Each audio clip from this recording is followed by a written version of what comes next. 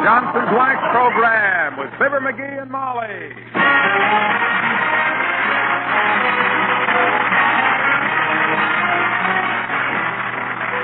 The makers of Johnson's Wax and Johnson's Self-Polishing Glow Coat present Fibber McGee and Molly with Bill Thompson, Gail Gordon, Arthur Q. Bryan, B. Benaderet, and me, Harlow Wilcox. The script is by Don Quinn and Phil Leslie. Music by the Kingsmen and Billy Mills Orchestra.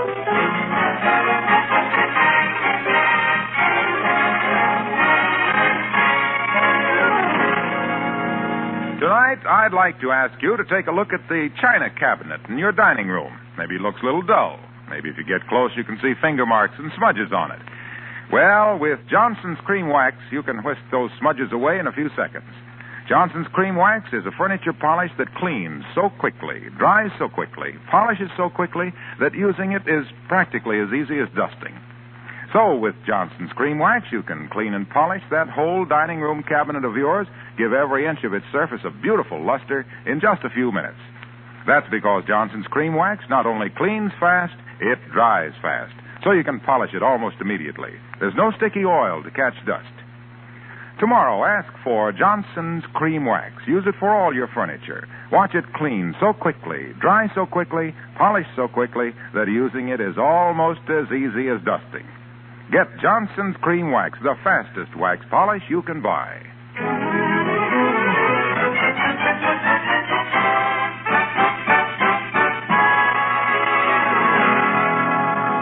The history of mankind is full of unsolved mysteries.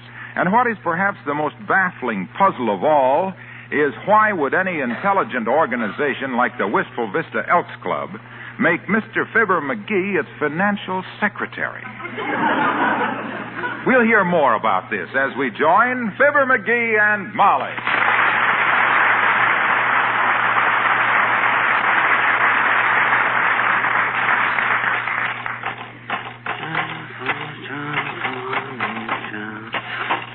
Hey, Molly, how do you spell auspicious? How have you got it? Auspicious.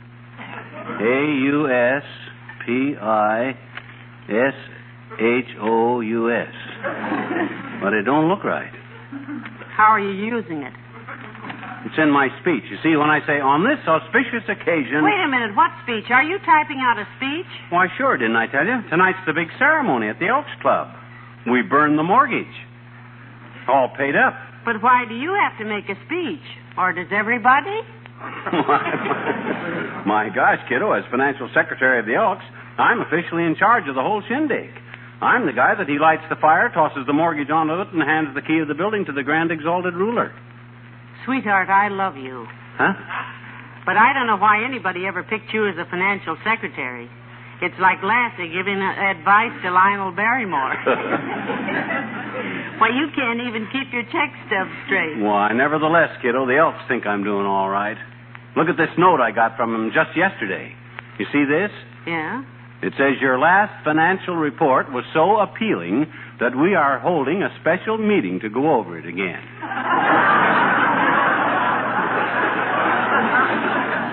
Appealing? Yep. That says appalling, McGee. Those guys can't spell. Well, anyhow, I got to get busy with the speech, if you'll excuse me. We are gathered here tonight to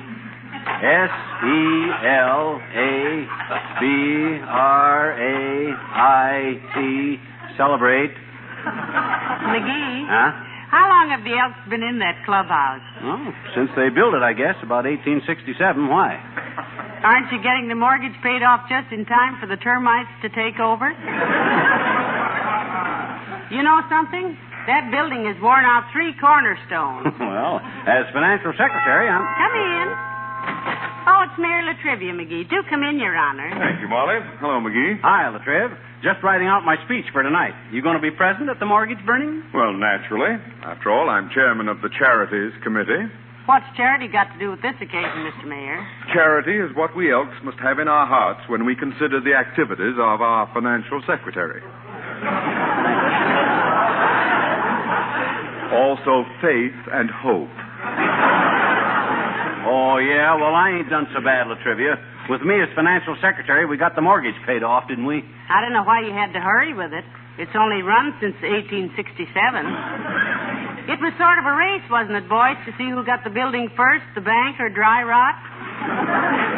Well, frankly, Molly, the Elks Club may be a little decrepit, but at least, and at last, it's ours. Yeah. You should have seen old McDonald at the Third National Bank's face when I made the final payment and he had to hand me the paid-off mortgage. Like he'd caught me in a fish hatchery with a trout rod. Hey, you like to fish, Latriv? Why, of course he does, McGee. Everyone says the mayor is quite an angler. Every politician is, but does he like to fish? I do indeed, McGee. Particularly deep-sea fishing. Last year, off the coast of Florida, I caught a 250-pound swordfish. Heavenly days, what a whopper. Well, it was really only 200 pounds. I didn't know you were on a fishing trip in Florida last year, Latriv, and you never said anything about catching a swordfish. Well, frankly, I was down there on official business and should not have taken the time to go fishing. Uh-huh. That's why I kept it under my hat.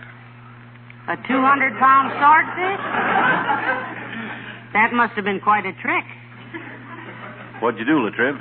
Saw the sword off first? Why should I have sawed off the sword? So you could get it under your hat. Yeah. You must have been wearing a cowboy hat because, my goodness, 200 pounds. I'll bet you sure felt silly, Latriv. Walking along the street with a hat full of swordfish. My gosh, didn't it drip all over you? Oh, don't be ridiculous. I wasn't wearing the hat, but I mean, when I said I kept it under my hat, I was meant... Well, it isn't us who are being ridiculous, Mr. Mayor. It's you. Yeah. The idea of trying to hide a 200-pound swordfish under your hat. Why, that's childish. With the tail sticking out one side and the bill sticking out the other. I tell you, the hitch was not under fat. Huh? I mean, I wasn't trying to consort the sealfish. Conceal the port fish. Look, when I said I was keeping something under my... Hey, now, take it easy. Calm down to a roar. You're talking to another fisherman now, boy. We're all a little eccentric. Who cares how you carry your fish? In your hat, up your pants leg, under your arm. It's your business how you get it home. Gee whiz, the only... Yes, don't think we're criticizing you, Mr. Mayor. Yeah. Heavenly days, if you think you can carry a 200-pound fish in a size 7.5 fedora, why, more power to you. Yeah. And you'll need more power. Well, my goodness. I tell you, I didn't harry a cat. Huh? I carry a hook in my fish. Carry a fish in my hoop. What? Hat. When I said I kept a sword hat under my Fidelma, my producer... Hat. Hat. Nobody could put a 200-hat sword under a fish foot. Let me on. Nobody. I didn't try it. You were the one who said it. I was. You were the one. Under.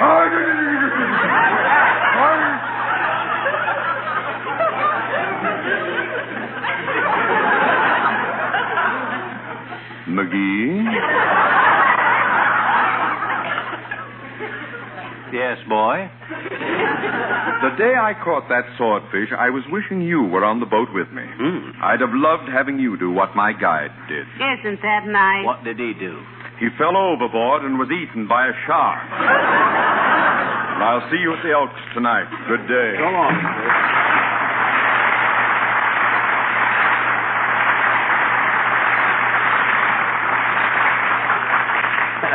Boy, that guy takes the bait, don't he? Yes. What kind do you suppose he took? Well, for swordfish, I suppose some salt pork. Hey, don't do that to me. All right, finish your speech, dearie. Okay. On this auspicious occasion.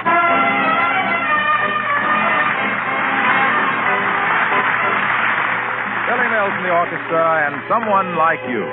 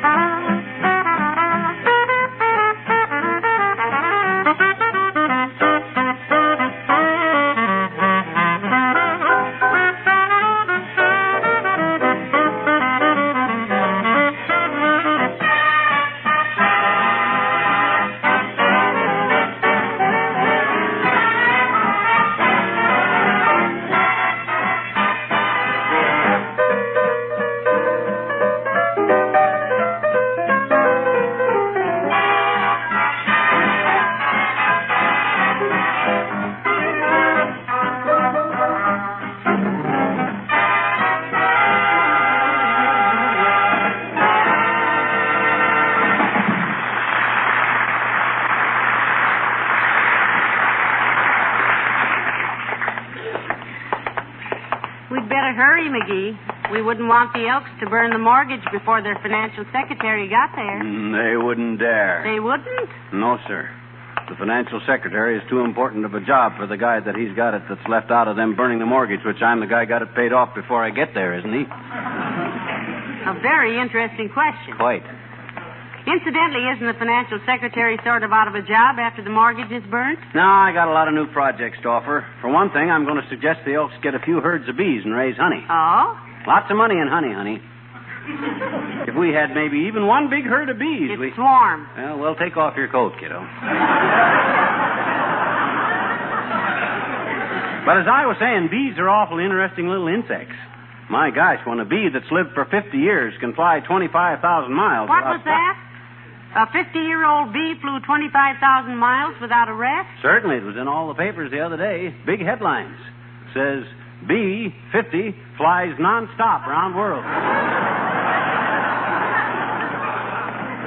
That's why I think if the Elks had a big herd of bees... Hold it, McGee. Here comes somebody, and it looks like the old-timer. Well, if it looks like him, it's him, all right. He's the homiest old... Oh, hi there, old-timer. Hello, Mr. Old-timer. Hello, Johnny. Hello, daughter. Where are you going? Picture show?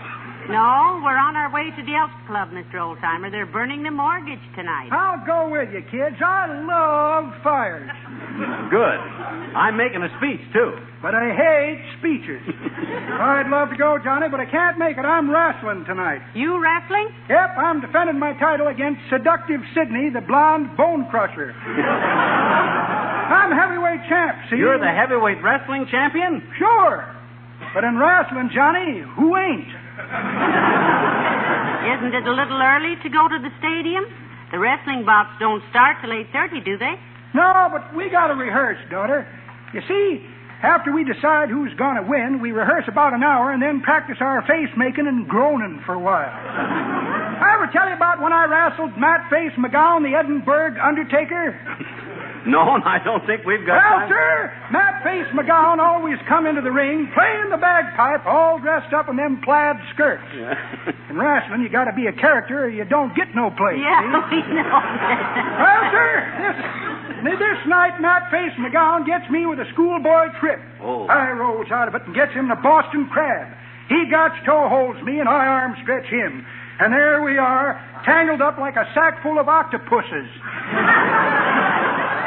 You know, that's a very interesting... Suddenly I sets up a deal, give him an airplane spin, and lets him go. And whoa, Nellie, he disappeared. I don't know where he went. And then I seed him. Oh? Laying there with his leg back of his neck and that little plaid petticoat of his, Kilt? Nope, but he'll walk backwards the rest of his life. Well, we'll be ready for rehearsal, kids. Go on.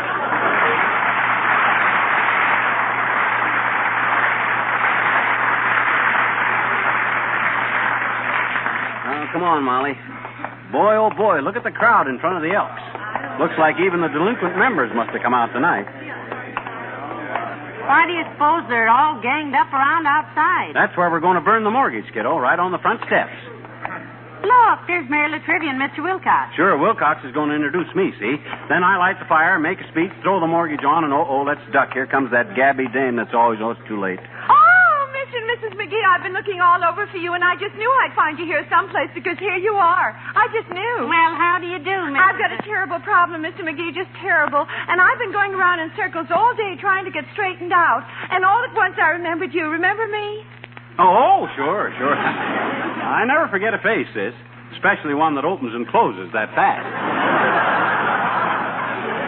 Well, this is awfully confidential, and I wouldn't bother you with it at all, Mr. McGee, but I always say, if you can't go to your friends when you've got a problem, then what's the use of having them?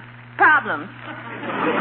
Yes, if Mr. McGee can help you, I'm Sure, I got to get up on the steps there and burn the mortgage now, sis. But what... Like my sister Thelma said when I asked her about it. She thought the whole thing over, and she said, well, sir, I don't know. She didn't know.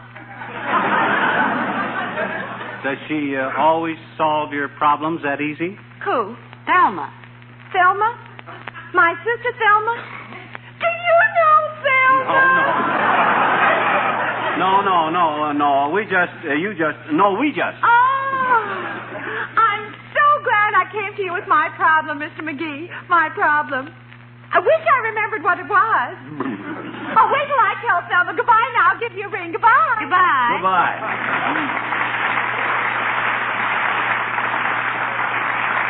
Give us a ring, she says. I already got a ring in my ears. Hey, here he is now, folks. Hey, Fibber. Hey, pal. Come on up front here. Come on, Molly. Okay. Okay, fellas. Hurry up, McGee. Okay. All right, let the secretary through, please.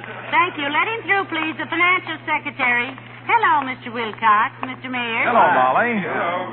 All right, fellas. I'll take over now. I'm in charge here. Hey, look, pal, we got the wood all stacked here on the steps, you see. Mhm. I'll introduce you with a short speech, and then you touch off the bonfire. My gosh, who stacked this kindling, Wilcox? That fire's not going to burn stacked that way. Who stacked this kindling? The janitor did. Hey, Ole, Mr. McGee wants you. Well, don't get yourself in an uproar. I'm right here. I don't have to be here, you know. Off duty at 5 o'clock. Just donating my time, you know. Yeah, but my gosh, Ole, this won't burn. Where'd you ever learn to build a fire out of sticks? In the Boy Scouts, Stockholm Troop 3, McGee, 20 years before you was born. Oh, well, you had the sticks all wrong. You're supposed to lay them this way, see? That's the way I had them. You messed them up. No, you had them north and south. You got to lay them east and west. Maybe he's a southpaw, dearie. 60 years I've been laying fires. I'm off duty, you know. 5 o'clock. Just donating my time.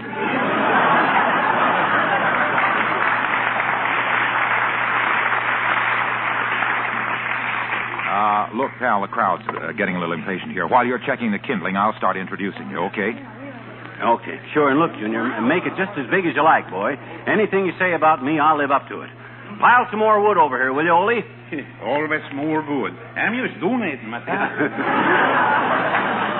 Brother Elks, ladies and gentlemen, you all know what we're here for tonight. As a longtime member of this club and as sales manager in this territory for S.C. Johnson and Son of Racine, Wisconsin, makers of Johnson's Cream Wax, the wax made especially to clean and polish your furniture, woodwork, and kitchen equipment, it is my privilege tonight to introduce your financial secretary. Wait for the applause, dearie. Okay. Not yet, kids. Huh? Not yet. Oh. Friends, this man needs no introduction. I wouldn't give it to him either. 60 years I've been laying fires.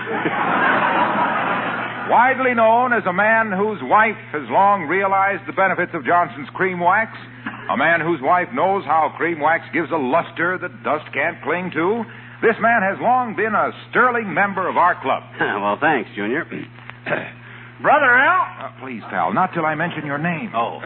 Folks, we made a wise choice for financial secretary, a man who knows how to get a lot done with a little work.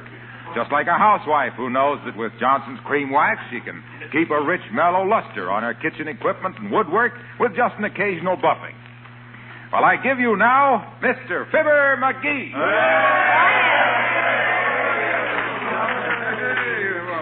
Brother Elks?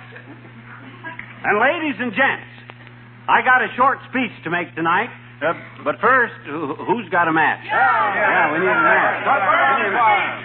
I don't have a match, McGee. Maybe if I smoke cigars. Here's a match, Mr. McGee. Oh, for goodness sakes, it's Mr. Wimple. My gosh, I didn't see you there, Wimp. Thanks, kid. Stick around. We're going to have quite a bonfire, boy. Yes. I brought something else besides matches, too, Mr. McGee. What, Mr. Wimple? Look, marshmallows. Why, Mr. Wimple, how thoughtful. Well, don't tell anybody. There's not enough for everyone.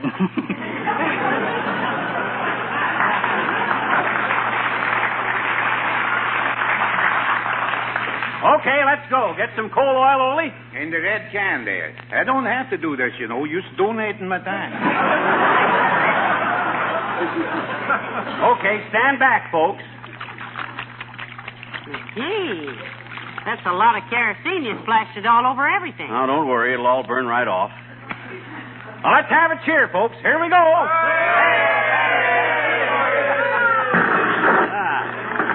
Well, it's lit, kiddo. Brother Elks, ladies and it's spreading. McGee, watch it. The porch is catching. Hey, watch that fire. Hey, stomp it out, somebody. Beat it away from the door, somebody. The fire. Beat it up. Come on. I've been laying fires for 60 years. Says it won't burn. Oh, my gosh, who'd ever Get think... a fire extinguisher. Get a fireman. The door, McGee. The whole front is catching fire. Call the firemen. Call the police. Drag out the snowman. Never mind. Here we come. Oh, heavenly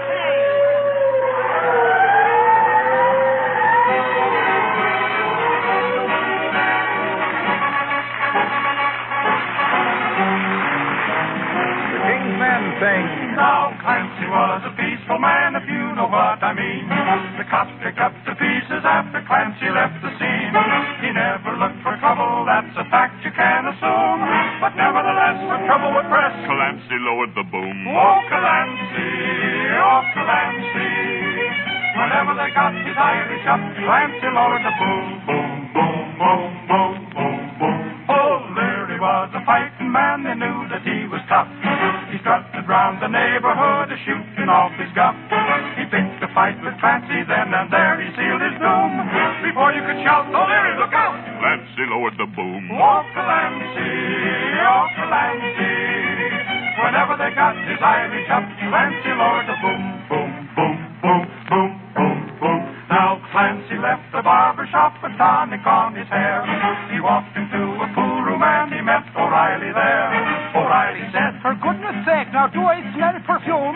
Before you could sack your cue in the rack, Clancy lowered the boom. oh, Clancy, oh, Clancy. Whenever they got his Irish up, Clancy lowered the boom, boom, boom, boom, boom, boom, boom, boom. The neighbors all turned out for Kate O'Grady's wedding night. McNulty said, Let's have some fun. I think I'll start a fight. He wrecked the hall and kissed the bride and pulverized the groom.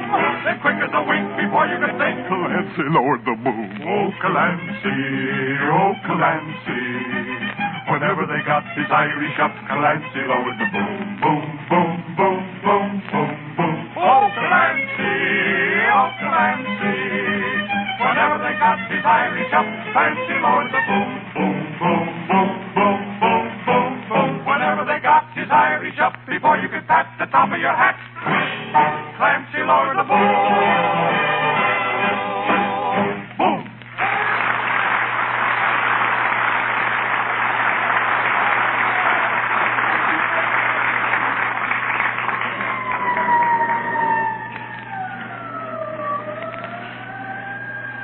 My gosh. It went so fast, Molly. Yes. Didn't even have time to save my own pool cue. Well, looks like you'd hold your next meeting of the Elks in a pile of ashes, dearie. Ain't this awful? Imagine that dumb janitor letting this fire get out of control like that. Hey, what's everybody looking at me for? Look at the way they're muttering. Are they blaming me for this? Well, who should they blame? Mrs. O'Leary's cow? No, but my gosh, I didn't mean to let... Oh, hey, Doc. Doc Gamble. Come here a minute. Say, Doctor, was anybody hurt in the fire? No, Molly, nobody was hurt, except Wallace Wimple. Wally Wimple, did he get burned, Doc? No, he was trying to get a stick to roast marshmallows on and fell out of a tree. Just minor contusions. This is kind of a silly situation, isn't it, McGee? Yeah, my gosh, Doc, I don't know what to say. Oh, now, don't take it too much to heart, McGee. Oh, After all, this building has been on borrowed time for 30 years. Yes, they were going to put a lightning rod on it last year, but the roof wouldn't hold it.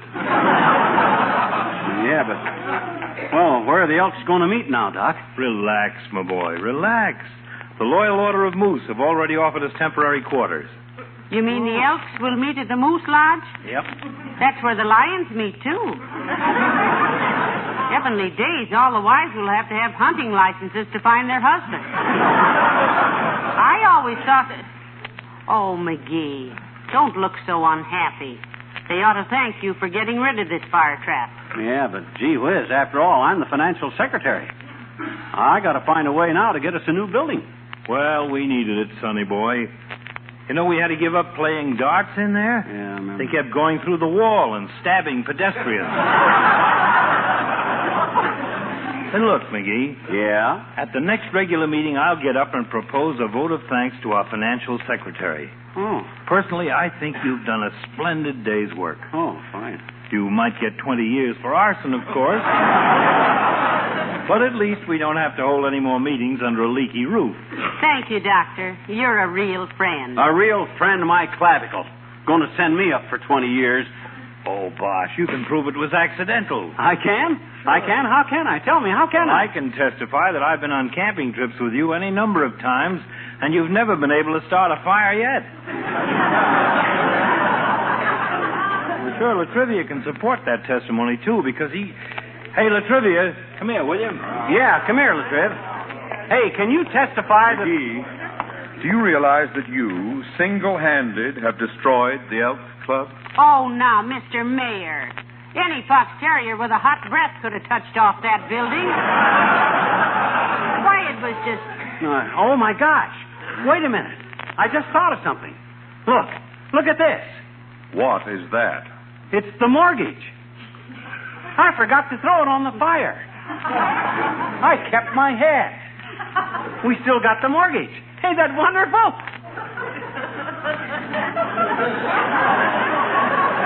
Well, now, look, fellas, you don't have to just... Oh, now, wait a minute. What's all that mob coming this way for? They ain't gonna, are they? No, they want to carry you home. Carry him home. Now, just a minute there, boys. On their shoulders. What was that? On their shoulders? Yes. As financial secretary, McGee, you know, of course, that this building was insured to the hilt. All right, boys. Hoist him up. Oh, now, fellas, gee whiz, there's nothing that any red-blooded American boy Come on, couldn't Mr. have done. McGee. Come on, Doctor. Oh, he's a jolly good fellow. Oh, he's a jolly good fellow. McGee's a jolly good fellow. Brother Elks, a jolly good fellow.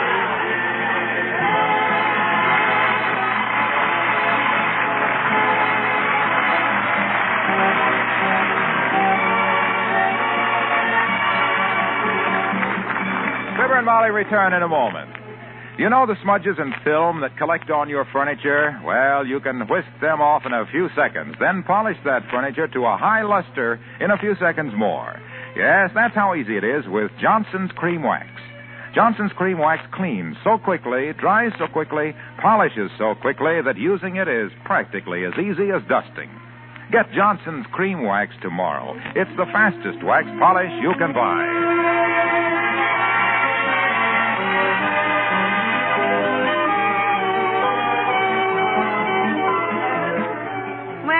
It all turned out well after all, didn't it? Yeah, it's okay till tomorrow at least. Hey, help me get this suitcase packed, will you? Suitcase? Where are you going? I don't know, but I'm not going to be here tomorrow. What happens tomorrow? That's when they find out I forgot to pay the premium on the fire insurance. Oh. Good night. Good night, all.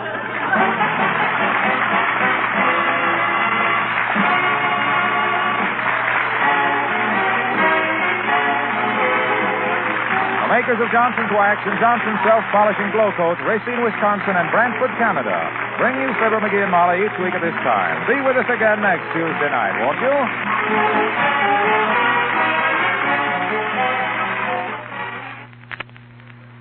Be sure to try 1949 Glow Coat.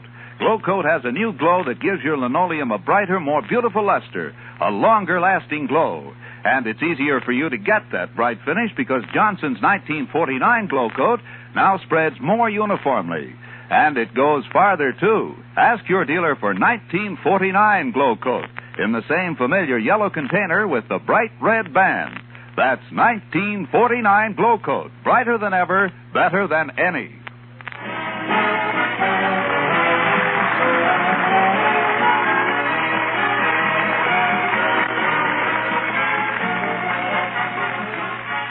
This is